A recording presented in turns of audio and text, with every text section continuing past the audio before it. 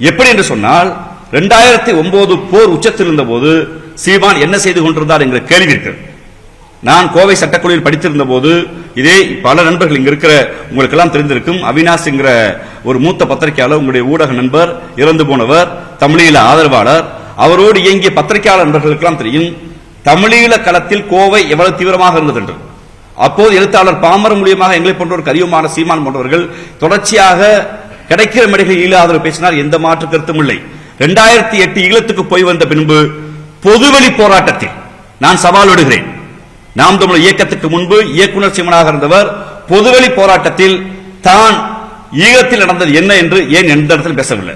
2008 இறுதியில் தமிழ்நாட்டுக்கு வந்தவர் ஈரோட்டில் ஒரு வழக்கில் கைது செய்யப்படுகிறார். ஒரு 3 மாத காலம் இங்க இருக்கிறார். இருந்து பொதுவெளியில ஈழத்தில் தான் நடந்ததுன்னு எங்கேயும் மக்கள்கிட்ட பிரஸ் மீட் வைக்கல, சொல்லல, பிரச்சாரம் செய்யல. ஈரோட்டில் ஒரு பொதுக்கூட்டத்தில் பேசி கைது செய்யப்பட்ட பின்பு தேசிய பாதுகாப்பு சட்டத்தில் திருவாளர் சீமானும் மரியாதைக்குரிய அண்ணன் குளத்தூர் மணி அவர்களும் மரியாதைக்குரிய மணியரசர் போன்றவர்கள் கைது செய்யப்பட்ட கோவை சிறையில் இருக்கிறார்.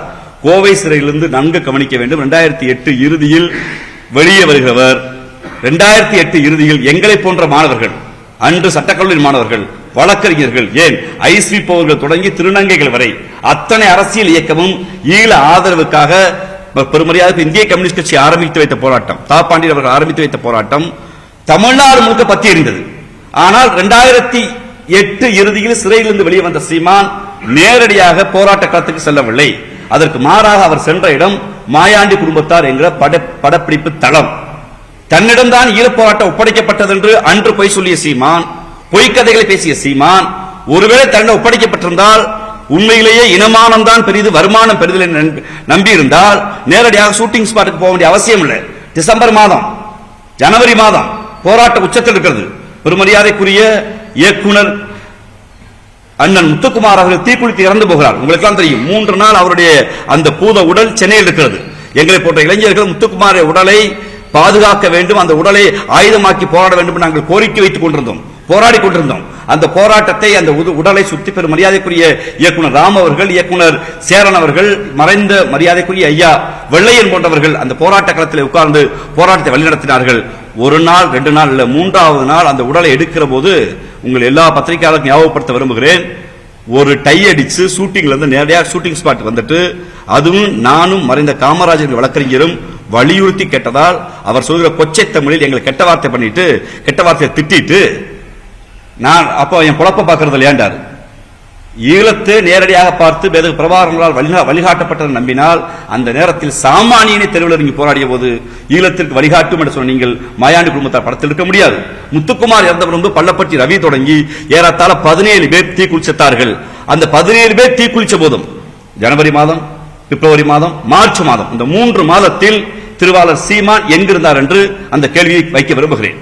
ஏனென்றால் நாங்கள் மாணவர்கள் போராடினோம், எதிர்கட்சிகள் போராடினார்கள். சீமான் 3 மாதத்தில் ஒரே ஒரு போராட்டத்திற்கு வந்தார். திரையுலகம் நடத்திய, அனைத்து கட்சி நடத்திய மனித சங்கிலி போராட்டத்திற்கு வந்தார். இயக்குனர் அண்ணன் அமீரோடு கைகுலுக்கின்றார். அந்த புகைப்படத்தை தவிர அடுத்தவர் என்ட்ரி ஆனது எப்படின்னா, பாராளுமன்ற தேர்தலில் திரையுலகம் கட்டமைத்த பாராளுமன்ற தேர்தலுக்கு எங்களுக்கு என்ன அச்சம் வருதுன்னா, தமிழீழத்தில் பார்த்த செய்தியை சிங்கள உளவுத்துறைக்கும் பன்னாட்டு உளவுத்துறைக்கும் இங்குதான் புலிகளுக்காண்டு காட்டி கொடுத்து விட்டு அந்த போர் முடிவுக்கு வந்த பின்பு சூசி அவர்கள் பேசியதாக சொல்கிற 1 நிமிட ஆடியோ வைத்துக் கொண்டுதான் அவர் இந்த வரை அரசியல் செய்து கொண்டிருக்கிறார். ஆனால் சூசி அவர்கள் பேசிய 5 நிமிட ஆடியோக்களை முழுவதுமாக இன்று சமூக ஊடகங்களில் ஸ்ரீ சந்தோஷ் அவர்கள் எல்லா இடத்தையும் வெளியிட்டிருக்கார். அதுல சீமான்களை மட்டுமல்ல தமிழ் சமூகத்தை நம்பி ஒப்படைக்கிறார்.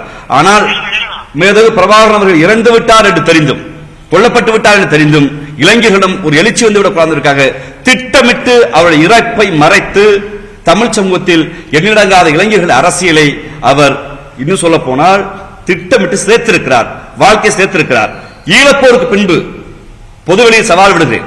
அவரோடு பயணித்த நாம் தமிழர் இயக்கத்தை ஆரம்பித்த ராஜீவ்காந்தி என்ற முறையில் பொதுவெளி சவால் விடுகிறேன். எங்களை போன்றவர்கள் நாங்கள் பொதுவெளியில் வழக்கறிஞராக இருந்து கொண்டு தனித்தமிழிலுமே தீர்வு, அங்கு நடந்தது இனப்படுகொலை என்று ஐநா மன்ற வரை நாங்கள் பேசினோம்.